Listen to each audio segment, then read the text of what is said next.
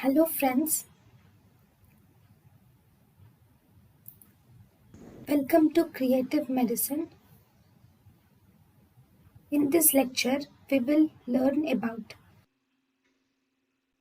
The berry aneurysms and the subarachnoid hemorrhage versus subarachnoid hemorrhage. In the berry aneurysms, berry aneurysms are actually the dilatation of arterioles which is present in the bifurcation of the cerebral vessels. So, at the bifurcation of cerebral vessels, the dilatation of artery which is present is called as berry aneurysms. So, they mainly occur at the bifurcation. They will occur at the bifurcation of large to medium sized arteries, medium sized intracranial arteries. Then, when these berry aneurysms rupture, so when they rupture of berry aneurysms, so thus the blood which, because these are the dilatations of arterioles, so as a result when they rupture, the blood enters into the subarachnoid space, and this blood enters into the subarachnoid space in the basal cisterns, and then it also enters into the parenchyma of adjacent brain also. It also enters into the parenchyma of adjacent brain. Then 85% of the cases, these aneurysms are present in the anterior circulation, that too on the circle of Willis. Whereas, so 85% of the types, they are present in the anterior circulation, and they occur from the anterior communicating artery in most of the times. So if you see the pathology, in the pathology, as the aneurysms develop, it forms a neck.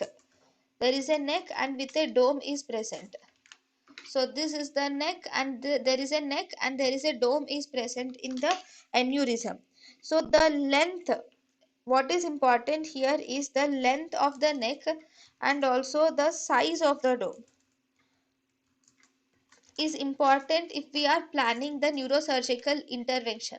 For planning the neurosurgical intervention, we require to know the length of the neck and size of the dome also. Then at the base of the neck, so in the aneurysms we have two parts. We have the neck and we have the dome. So at this part, in the neck, if you see, in the neck there is absence of internal elastic lamina is present. Internal elastic lamina is absent at the neck. That is, internal elastic lamina disappears at the neck, and media is thin, and even connective tissue is present. This connective tissue will replace the smooth muscle cells also. Media is thin and connective tissue replaces the smooth muscle cells also. Whenever there is rupture of the berry aneurysm, at the site of rupture of the berry aneurysm, the berry aneurysm most commonly ruptures at the dome. Here, at the site of rupture, the wall will thin out and it will tear, and because the wall will become thin and it will tear, it will result in bleeding, and this bleeding or this tear actually is around will be less than or equal to 0.5 millimeters long. Then here, actually, what will predict the risk of rupture? Aneurysm size and the site of aneurysm, it will predict the risk of rupture. And if there is those with more than 7 millimeters in diameter, and those with the top of those which are present at the top of the basilar artery, and those which originate from the posterior communicating artery, so these three types of aneurysms have higher risk of rupture.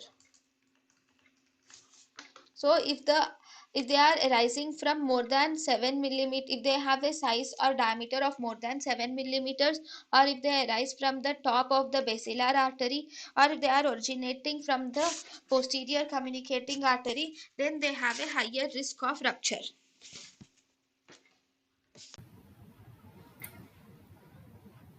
Thank you and thank you for watching.